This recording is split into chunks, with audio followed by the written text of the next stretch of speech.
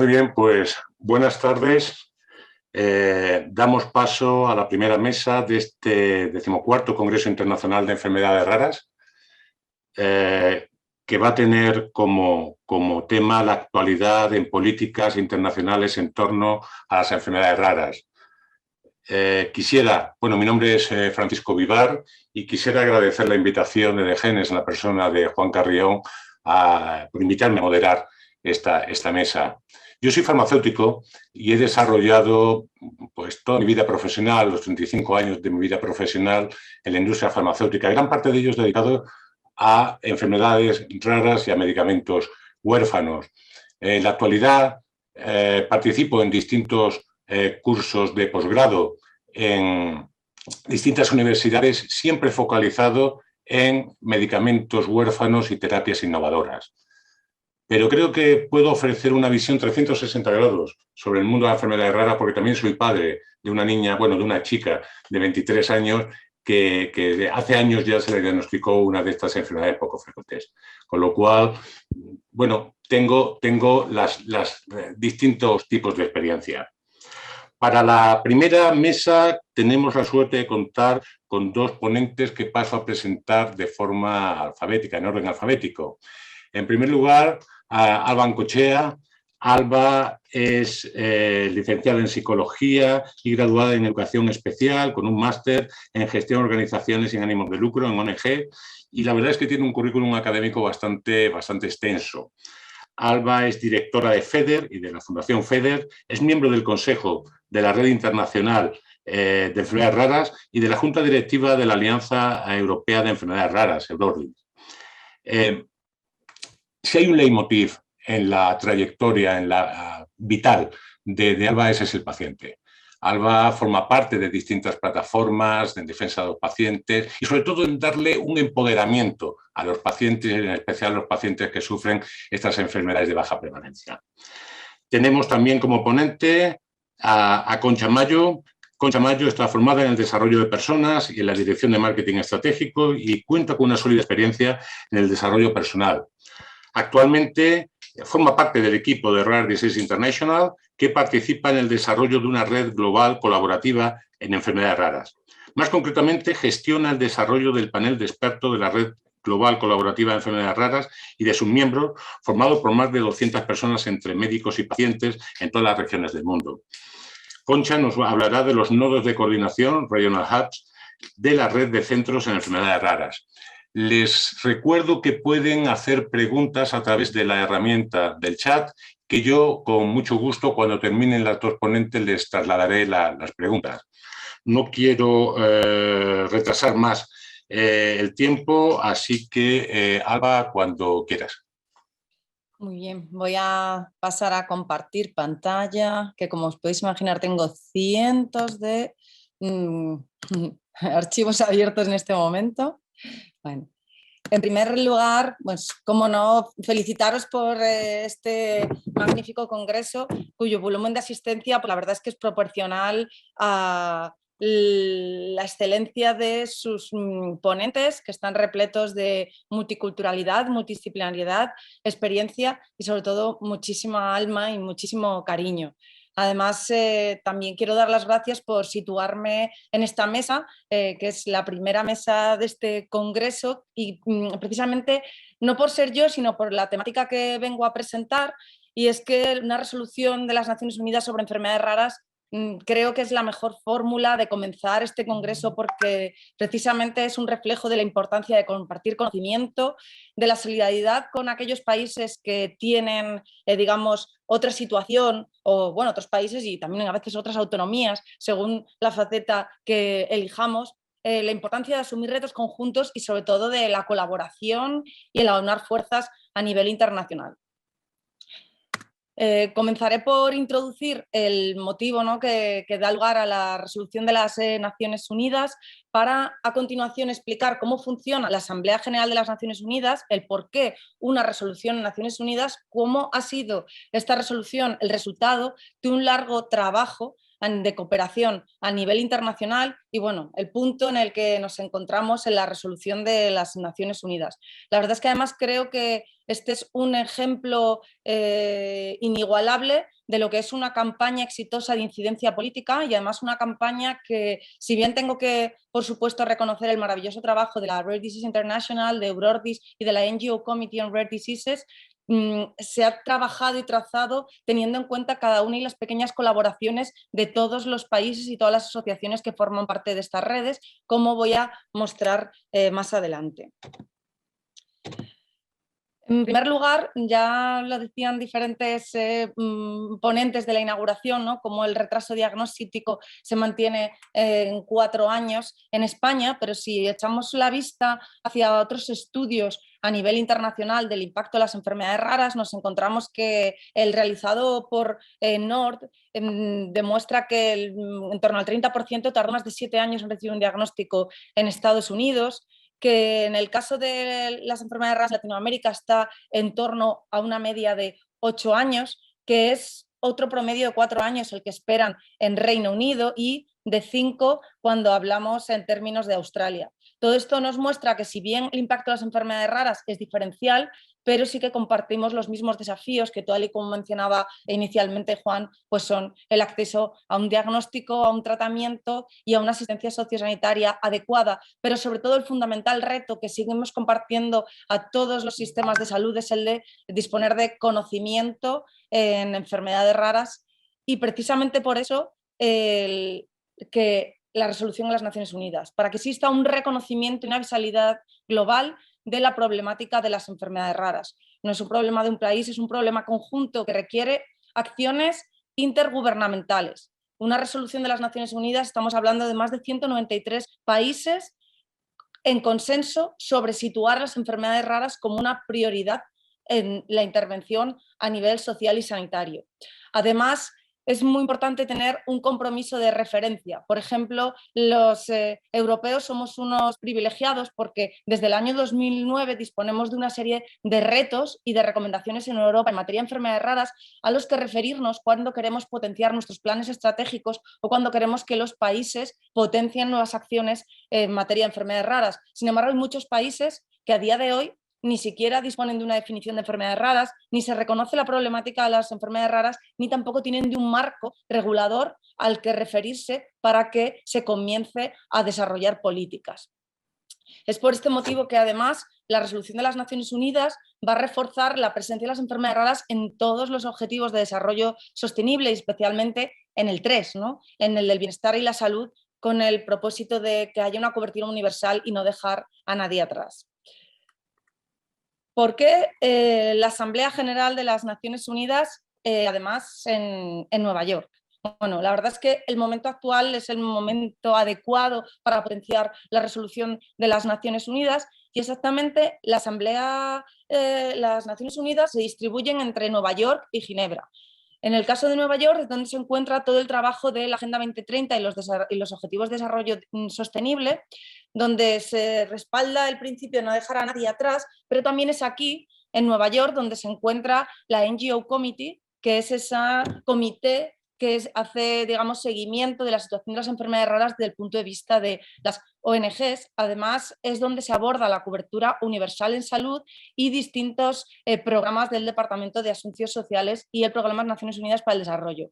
Es, por otro lado, en Ginebra donde están las agencias. Las agencias es donde se desarrolla el trabajo más especializado, y si bien está el foco exclusivo en los derechos humanos y también está el de salud, el de la Organización Mundial de la Salud, aquí hay otros trabajos por parte de la Rare Disease International, que además Concha Mayo nos va a venir a profundizar y a contar en detalle uno de los acuerdos de entendimiento en el que se trabaja, que es precisamente el desarrollar esa red de centros de experiencia en enfermedades raras a nivel global, a nivel mundial, o por otro lado trabajar también lo que es la definición única y la estandarización de las enfermedades raras. Sin embargo, la parte de salud está muy cotizada, por así decirlo. Si bien en un inicio, cuando comenzamos a trabajar en incorporar las enfermedades raras en la Agenda 2030, digamos que lo más intuitivo era dirigirnos a la Organización Mundial de la Salud, allí nos encontramos que hay mucha tensión porque hay toda serie de temáticas prioritarias. Sin embargo, cuando nos referíamos a temas más vinculados con la discriminación, con la inclusión, con los derechos humanos, había una acogida mucho mayor por parte de los países. Además, fueron las misiones permanentes de las Naciones Unidas las que han dado una mayor acogida, pero también es en Nueva York donde se desarrolla anualmente la Asamblea General de las Naciones Unidas. La Asamblea General de las Naciones Unidas, como se mencionaba previamente, aúna 193 Estados miembros, si bien se organizan por grupos. Es decir, que suele haber por lo mejor los grupos de la Unión Europea, los grupos insulares, es decir, diferentes grupos que cuando unos apoyan, el resto suelen ir detrás. La Asamblea está en sesión durante casi todo el año, de septiembre a septiembre, pero el momento en el que se toman las decisiones es justo ahora, es de septiembre a noviembre. De los 6 comités donde se abordan temáticas y donde además tiene un voto todos los países, el 6º es donde se ubica la resolución de las personas con enfermedades raras y es en el que se abordan las cuestiones sociales, humanas y culturales. Vamos a ver. ¿Qué es una resolución de Naciones Unidas? ¿Vale? La resolución de Naciones Unidas es una declaración, un reconocimiento que aúna en consenso, fundamentalmente, aunque si bien se apoya por mayoría simple, es cierto que significa porque que hay un acuerdo y un consenso y un compromiso de todos los países miembros. Es por eso, además, que estos temas, aunque son temas socialmente aceptables, tienen muchísimo debate, porque no se trata solo de que salga adelante, sino que además sea una resolución apoyada y realmente respaldada por todos los países miembros. Además, no solo es un apoyo, sino además es un reconocimiento de acuerdo intergubernamental, es decir, que va a haber una colaboración entre estados. Es cierto que no es vinculante para los estados, es decir, aunque los estados la apoyen, eso no les compromete de ningún modo a desarrollar acciones en consecuencia, pero sí que tiene recomendaciones, directrices y bueno, luego la coherencia y el prestigio de que si un país apoya, luego pueda ser consecuente en sus políticas nacionales. Sí que es, sin embargo, vinculante para las secretarías generales y para fondos y programas. Es decir, que nosotros, una vez se apruebe la resolución de Naciones Unidas, podríamos solicitar, por ejemplo, a UNICEF que hiciera un estudio sobre la situación de los menores con enfermedades raras a nivel mundial. Es decir, que sí que hay, digamos, posibilidades después de seguir trabajando porque hay un compromiso de poder potenciar algunas acciones desde las secretarías. Y aunque no es vinculante con los organismos como la Organización Mundial de la Salud, sí que es bastante influyente. Antes de que la Rare Disease International eligiese este modelo de resolución, pues hizo un trabajo andando sobre cuál había sido el impacto de distintas resoluciones. Podemos encontrar que hay resoluciones sobre que se celebre el Día Mundial de las Enfermedades Raras a nivel internacional, por ejemplo, podría ser una de las resoluciones, pero se identificó que realmente había resoluciones que habían dado resultados como muy operativos, como pudiera ser el caso de la de albinismo, en la que había potenciado un estudio a nivel mundial de cuáles eran los principales desafíos de este colectivo. ¿Por qué menciono que es un largo camino a nivel internacional? Bueno, pues todo comienza en el 2016 cuando se crea esta NGO Committee para crear una comisión de ONGs sobre una temática específica. Es necesario que haya una coalición dentro de la cual además haya entidades que tengan relaciones oficiales con las Naciones Unidas, que por eso estaban la Rare Disease International, estaba Eurodis, pero también estaba Grensa, porque era el que ya tenía reconocidas estas relaciones. Y una vez que tienes ese, digamos que ese organismo creado, ya puedes potenciar eventos.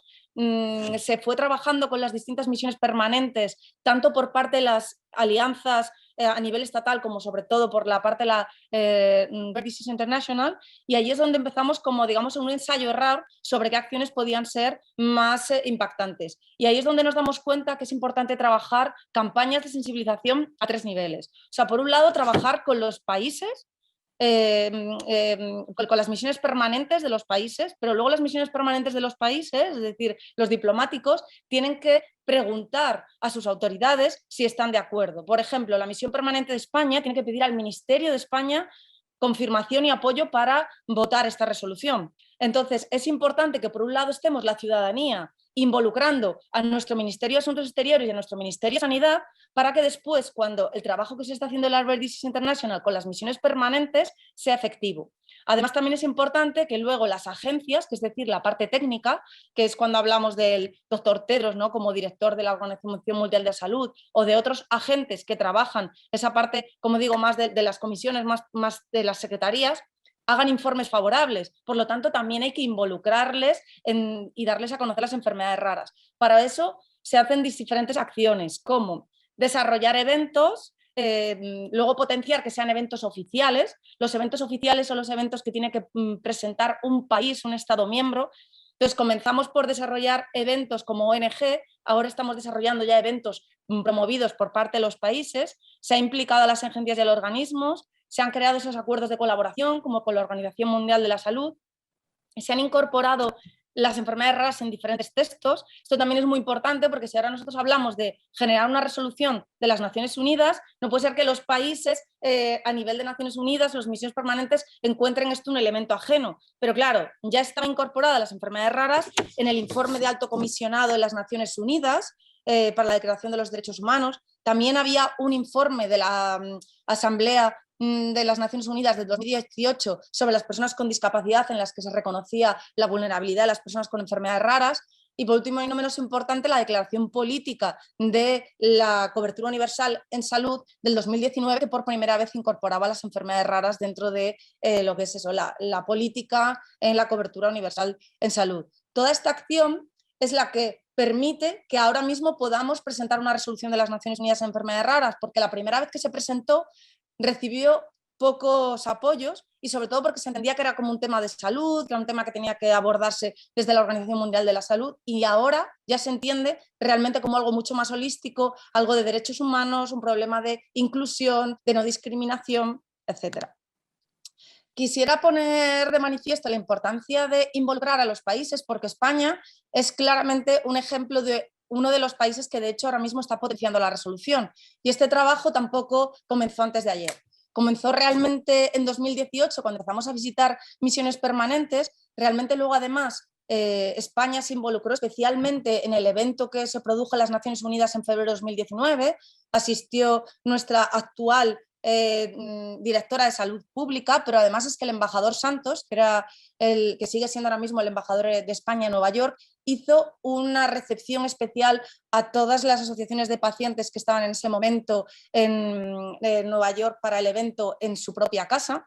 Toda esta implicación personal es la que ha hecho que poco a poco haya un compromiso por parte de España con las enfermedades raras y que cuando se ha propuesto que haya países que lancen y que potencien esta resolución de las Naciones Unidas, España sea uno de ellos. Concretamente, el grupo motor de esta resolución de Naciones Unidas han sido Brasil, Qatar y España. Esto implica que ellos lanzan el primer borrador, pero no solo eso, sino que además sensibilizan a los países para que apoyen. Yo cuando hablaba con Ana, que es la persona que está trabajando a nivel técnico en la misión permanente España, me decía, es que Alba, aunque la resolución va a salir, porque va a salir, lo que nosotros salimos es que salga arrolladora, que salga plena de éxito y que realmente todo el mundo se comprometa al máximo nivel con luego una posterior ejecución de estas recomendaciones. Entonces, la primera reunión se desarrolla el primer borrador, ellos presentan como un tema que incorpora la agenda de la Asamblea de las Naciones Unidas, pero después es cuando se genera algunos de los eventos oficiales que estos países han potenciado y que concretamente España ha impulsado. Ahora mismo, además, España está también desarrollando reuniones informales con los países y ahora os voy a comentar un par de acciones que estamos haciendo desde España, bueno, que está haciendo realmente la misión permanente, pero también en colaboración con nosotros. Alba, 2 minutos. Vale, bueno, tardo poco, pero ¿sabes que llevo mi cronómetro? Todavía me quedan minutos. Así que voy en línea. Entonces, el Foro Político de Alto Nivel, que no sé si conocéis, esto es un evento oficial promovido por España, donde además participó Su Majestad la Reina, y no porque sea Su Majestad la Reina, pero con un discurso impresionante, lo que hizo, claro, muchísimo impacto a todos los niveles. Además, se han realizado encuentros regionales. Quiero poner en valor el encuentro regional de Latinoamérica, porque lo hicimos en colaboración con Aliber y además obtuvo casi hasta 14 países que se sumaron a la resolución después de este encuentro promovido por estos países. En definitiva, son distintos los países que se han ido incorporando a esta resolución. Ahora tenemos ya 43 países miembros involucrados. Quiero también hacer una mención especial a la acción de la Secretaría General Iberoamericana, que aúna 24 países de Iberoamérica, en la cual ha recogido en su último encuentro de ministros un acuerdo en el cual, en primer lugar, considera que en Iberoamérica hay alrededor de 42 millones de personas que padecen una de las denominadas enfermedades raras, poco frecuentes o huérfanas, y que cuyo principal problema es la falta de diagnóstico y acceso limitado a tratamientos y medicamentos. Y después que el acuerdo 14 precisamente era apoyar la presentación de este proyecto de resolución en la Asamblea General de Naciones Unidas, con los que no cabe duda que estos 24 países apoyarán firmemente esta resolución. Así, diferentes agentes de distintos puntos a nivel mundial y diferentes sinergias podemos apoyar esta resolución. Ahora mismo, ya voy terminando, Paco, de verdad me quedan 2 minutos de nada, estamos precisamente ya llegando al momento final, están las consultas informales para llegar a un consenso, probablemente el tercer comité ya tome las medidas sobre si hay que hacer algún cambio, alguna precisión en esta resolución y esperamos que a finales de noviembre esté adoptada la resolución. Quiero terminar mencionando cuáles son los contenidos de esta resolución porque es la que a futuro nos va a pedir impulsar políticas, ¿vale? También poner en valor otras campañas como más a nivel de ciudadanía, como la de DIAR, la de querida Naciones Unidas, en las que se explican los distintos testimonios de las personas con enfermedades raras, porque no solo somos las organizaciones, no somos solo los países, sino cada uno y todos nosotros podemos contribuir a que se adopte esta resolución. Y son 5 los elementos clave en esta resolución. En primer lugar, pues que se considere los derechos de las personas con enfermedades raras. Aquí es muy importante mencionar la sensibilización en enfermedades raras y que de aquí pueda emerger un reconocimiento a nivel mundial del Día Mundial de las Enfermedades Raras el último día de febrero, ¿vale? Que se puedan además identificar la problemática de las enfermedades raras de manera desglosada. En la parte de la atención sociosanitaria, ya viene Concha Mayo a comentarlo en mayor definición y precisión, recogerlas dentro de la cobertura universal en salud, pero sobre todo potenciar esta red de expertos y de centros de atención integral que colabore a nivel mundial y que haya una coordinación internacional en investigación. En la parte de potenciar estrategias nacionales de enfermedades raras, pues que efectivamente cada uno de los países pueda desarrollar estas estrategias y también registros que den datos precisos sobre la realidad de cada uno de los países. Que haya un reconocimiento en las Naciones Unidas. Esto es muy importante para lo que mencionaba previamente, para que las agencias impulsen programas específicos y que dé lugar a lo que para mí, desde luego, es esencial y crucial, y es una monitorización y seguimiento por parte de las Naciones Unidas. Es decir, que haya un seguimiento de las agencias de las Naciones Unidas de que efectivamente los países están poniendo en marcha estas medidas, de que los planes nacionales no solo son declaraciones de buenas intenciones, sino van de la mano de indicadores y de resultados precisos y tan cuantificables. Y con esto termino cerrando la intervención, dando las gracias a entidades como DGENES por colaborar a nivel internacional, a entidades como Aliber, a entidades como Eurordis, como la Rare Disease International, porque hoy somos 300 millones de personas unidos por una resolución de Naciones Unidas y unidos por las enfermedades raras. Muchísimas gracias, Alba. Efectivamente, te has ajustado muy bien al tiempo. Me guardo una preguntita, ¿vale? Sí. Para el final. Después de la intervención de Concha. Y entonces, Concha, cuando quieras, tu turno. Perfecto, muchas gracias. Me gustaría comenzar agradeciendo al equipo organizador de DGENES el invitarnos a RDI y a mí en particular a participar en esta mesa.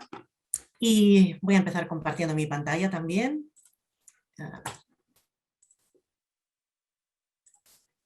¿Podéis ver la verdad? Bueno, hoy me gustaría comenzar hablando, he venido aquí a hablar de los nódulos de coordinación que nosotros internamente llamamos hubs regionales, pero me gustaría dar un poquito de antecedentes para ponerlo en contexto y terminar hablando de cómo estos nódulos están ayudando al desarrollo de la red global y cuál es nuestro plan de desarrollo. Empezaré por hablar de RDI, quiénes somos, aunque Alba ya ha hecho una buena exposición. Nuestra visión es un mundo en el que las personas con una enfermedad poco frecuente y sus familias tengan una vida mejor, vivan donde vivan, estén donde estén y respetando sus diferencias locales. En ese sentido, nuestra misión es unificar y ampliar sus voces pues para lograr el acceso a un diagnóstico temprano, a una calidad en los tratamientos sanitarios y en los cuidados que puedan recibir.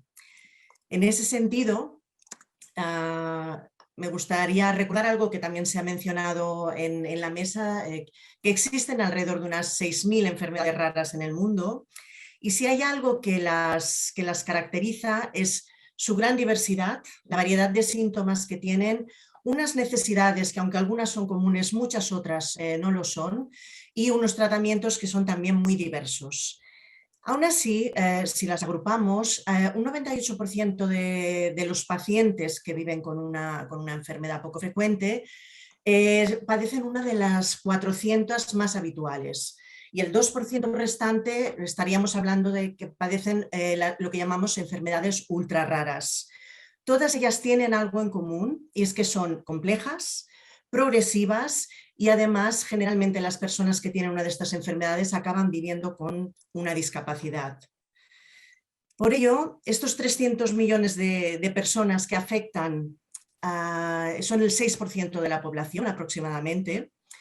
Cuando las juntas, y después de haber tratado con todos los expertos de este panel de expertos que hemos formado para la red global, hemos descubierto que hay una serie de características, de barreras, que todos los pacientes de enfermedades raras, sea la enfermedad que sea, estén donde estén, tienen en común, como puede ser el hecho del estigma social y cultural o la falta de inclusión, la distribución geográfica de los países también afecta.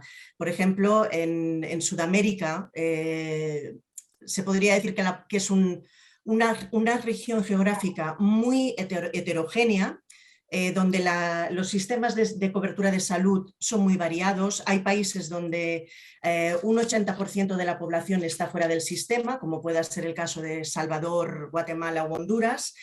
Luego hay otros países que están más, donde los sistemas son más maduros y están mejor dotados, como puedan ser en Brasil, Colombia o en Argentina, pero aún así, aunque en todos ellos oficialmente se practica la inclusión, la cobertura de salud universal, a la práctica no es bien así, ya que en muchos casos no existe una definición coherente o equilibrada entre todos ellos de qué es una enfermedad rara.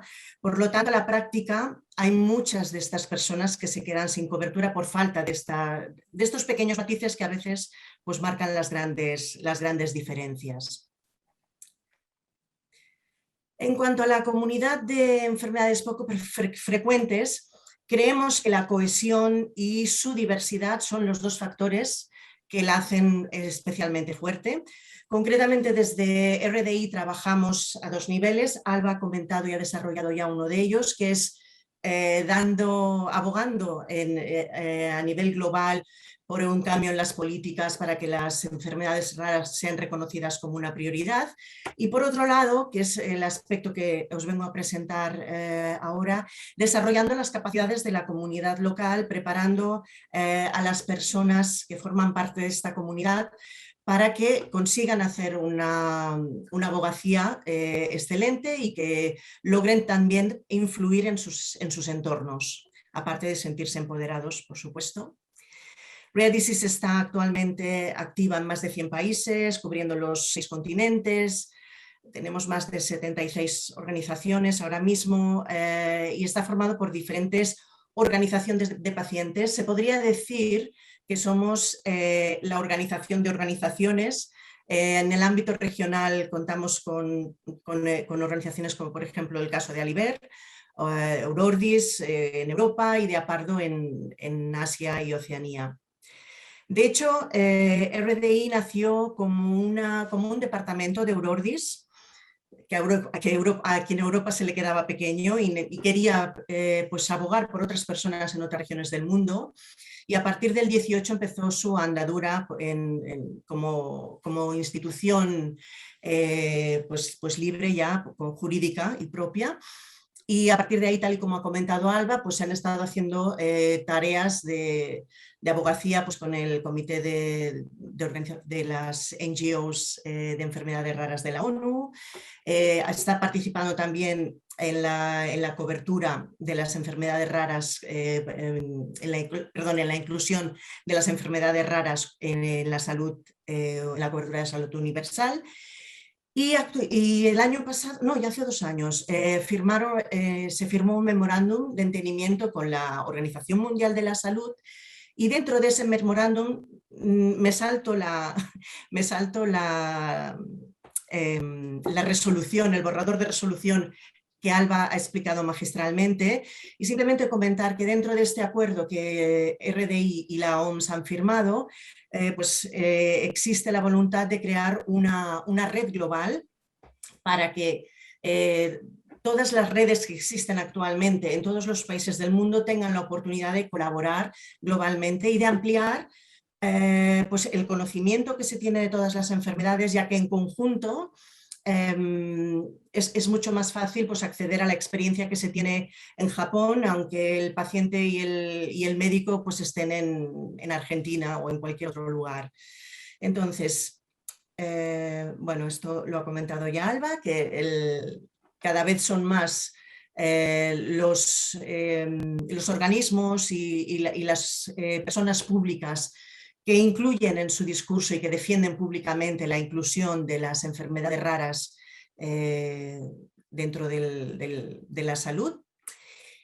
Pero me gustaría hablar de algo que nos pareció relevante cuando estuvimos haciendo el estudio de la literatura científica y las enfermedades raras, y es que la prevalencia de la enfermedad y la población tienen un gran impacto en la calidad de... Perdón, es que a veces, bueno, no, a veces no, siempre trabajo en inglés y a veces me callo cuando hablo en castellano.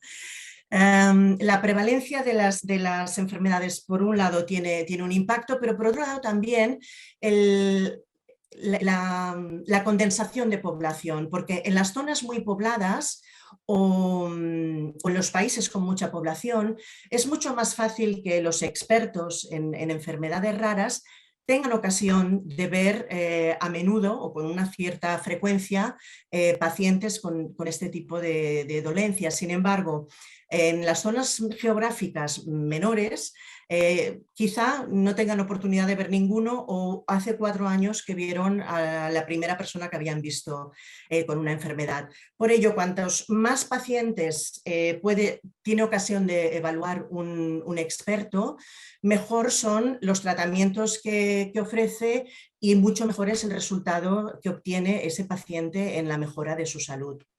En ese sentido, se ha comentado ya alguna de las personas que ha participado ya esta tarde, que es vital que existan equipos multidisciplinares para tratar las enfermedades raras, puesto que generalmente no afectan únicamente a un órgano, sino que hay varios órganos involucrados.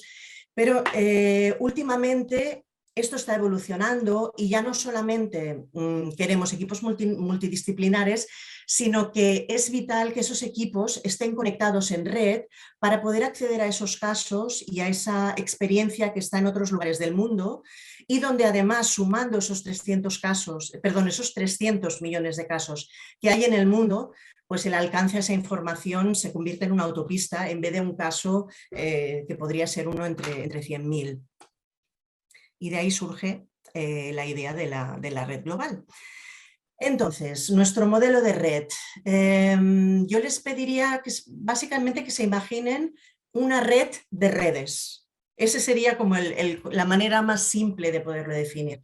Entonces, dentro de la red global existen una serie de elementos que hemos llamado hubs, que aquí en esta ponencia se han denominado nodos de coordinación.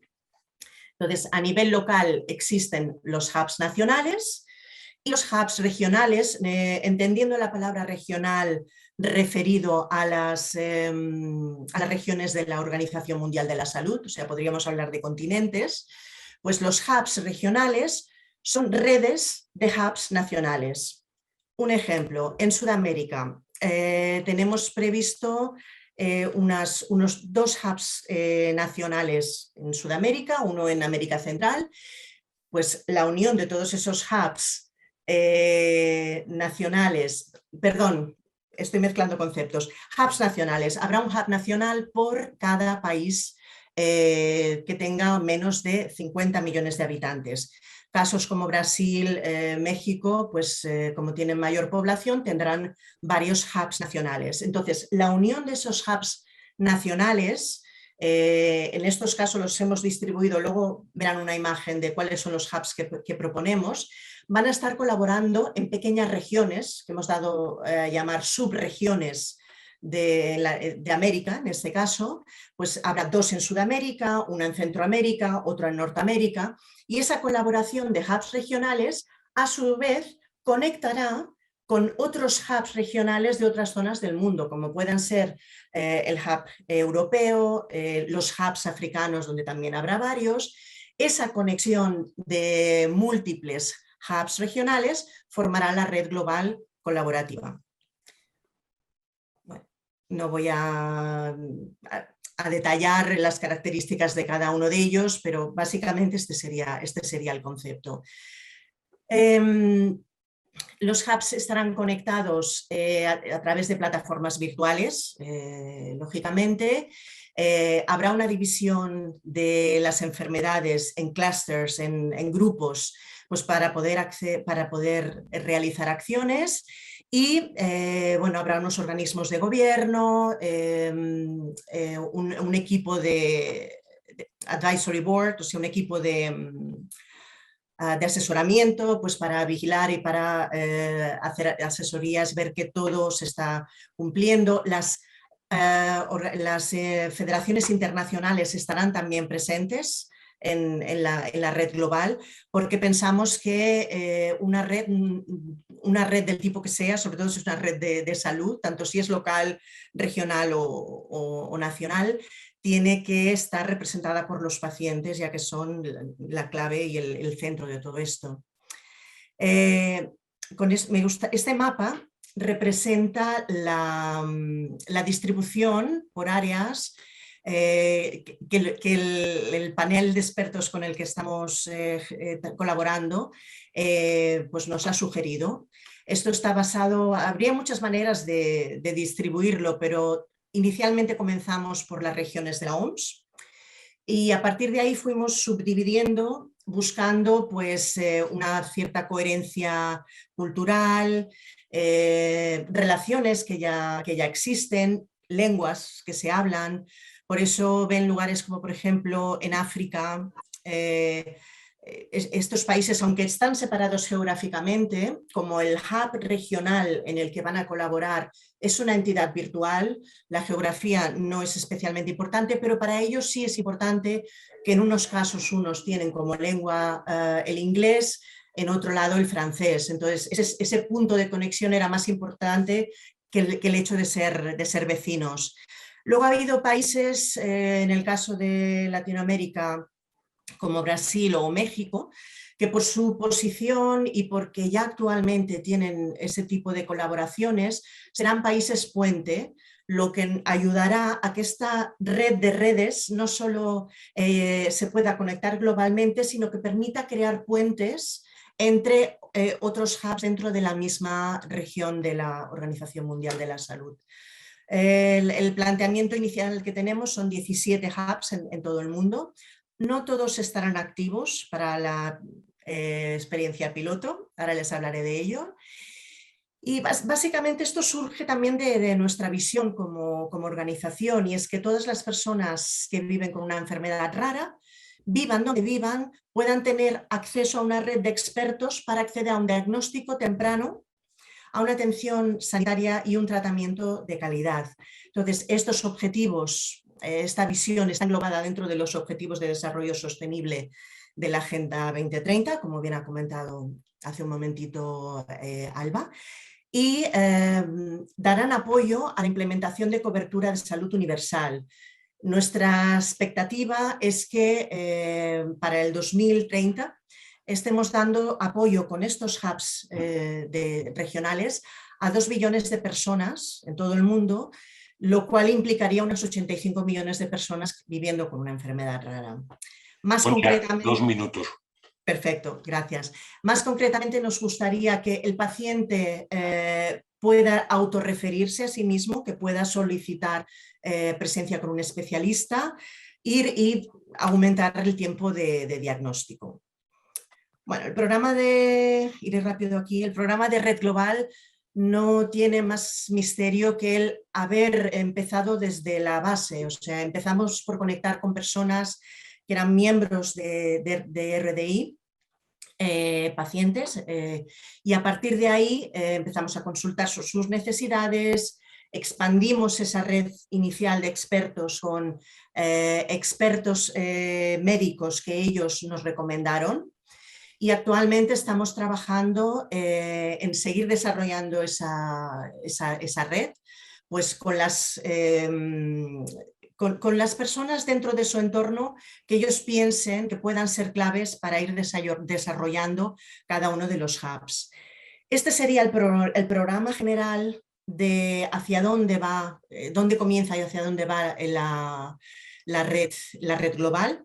Es un programa a 15 años, o sea que también estamos básicamente empezando, estamos en la fase de propuesta. A punto de llegar a la fase 22, que es cuando empezamos a preparar a cada una de las subregiones para que pueda empezar a compartir conocimiento para ver en qué pueden mejorar o qué competencias tienen que adquirir para estar listos para presentarse a la fase piloto, que no empezará hasta el año 23. Y esto no acabará hasta el 2030. No me entretendré en cómo hemos desarrollado esta primera fase del equipo.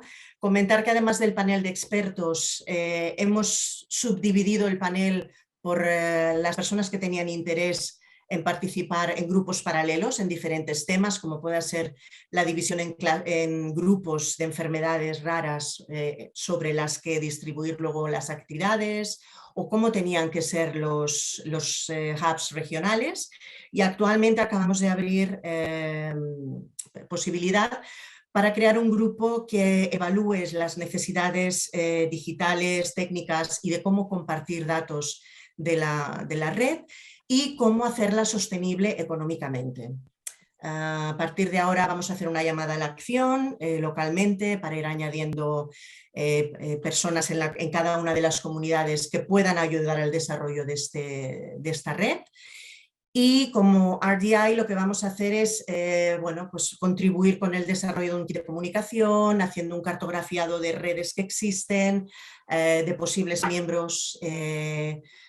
Actualmente se está trabajando con una herramienta que valora el grado de madurez de una zona, de un hub, y promueve el diálogo local. Y bueno, y seguiremos realizando workshops, talleres durante el año que viene para trabajar todos estos temas con nuestra comunidad. Y creo que ya no me dejo nada, hasta aquí he llegado. Muchísimas gracias por su atención.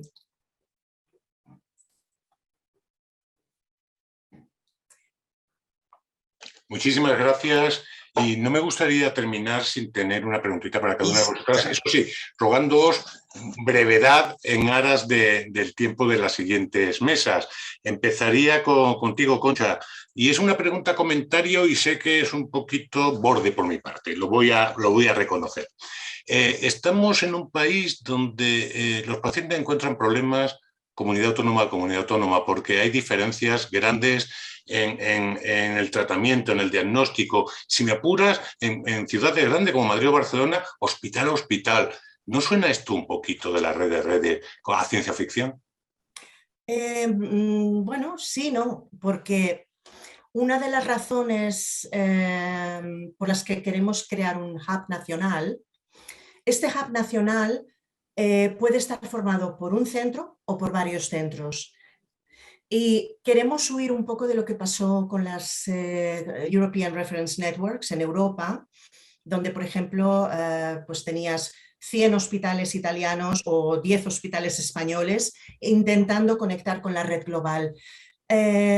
Ahora se trata de conectar localmente para poder tener acceso a la red regional. Si no, los que no quieran colaborar no van a poder acceder a ese conocimiento más arriba.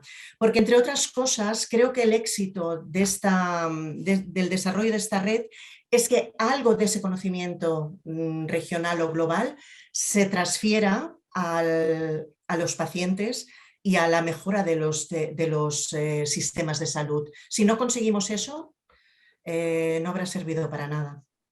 Perfecto, muchísimas gracias. Alba, ahora que no nos oye nadie, estáis haciendo una labor, yo diría, de pico pala, a nivel de Naciones Unidas. ¿Os encontráis realmente arropados por nuestros representantes, por los políticos a nivel local en esta labor que estáis haciendo? ¿O os encontráis más solos que la una? Bueno, vamos a ver. A nivel local, si nos referimos al nivel local, si nos referimos a nivel estatal o nos referimos a nivel local de nivel de comunidades autónomas. A todos. A todos los niveles. A ver, la verdad es que en la actualidad estamos recibiendo un apoyo muy significativo por parte del Ministerio de Asuntos Exteriores, incluso del Ministerio de Sanidad, pero siempre y cuando sea con este enfoque de Naciones Unidas más dirigido a la inclusión y la no discriminación. Cierto es que en su momento sí que nos encontramos con ciertas barreras cuando el tema se vinculaba directamente a sanidad y a cuestiones de acceso. Cuando entramos en esta temática, el debate se vuelve más controvertido. Ahora mismo se está adoptando desde una posición amable a nivel de resolución de Naciones Unidas, sí que tenemos respaldo. Pero tenemos que decir que cuando llegamos a una concreción mayor y temas quizá más delicados es donde nos encontramos las dificultades. Pero es cierto que sí que esta resolución está sirviendo de catalizador para otro tipo de, digamos, políticas y que va motivando y va impulsando que comencemos a trabajar en conseguir ese acceso equitativo. Yo creo que no es un camino a corto plazo, es un camino a largo plazo, pero sí que en tanto en cuanto haya una legislación a nivel superior que se encargue de garantizar que hay la igualdad entre países, pues cómo no va a llegar a la igualdad entre comunidades autónomas. Es lamentable tener que apostar por esta línea para llegar a la equidad dentro de nuestro país, pero sí que creo que es una solución a medio y largo plazo. Pero lo que nos queremos centrar es en todos los beneficios que va a traer también a todos los países que se encuentran ahora mismo en una situación bastante más compleja que la nuestra en cuanto a acceso a diagnóstico, tratamiento y atención sanitaria. Perfecto, pues muchísimas gracias a los dos. Mi más cordial felicitación. Las ponencias han sido francamente buenas y mi agradecimiento a todos los asistentes por su atención. Muchísimas gracias.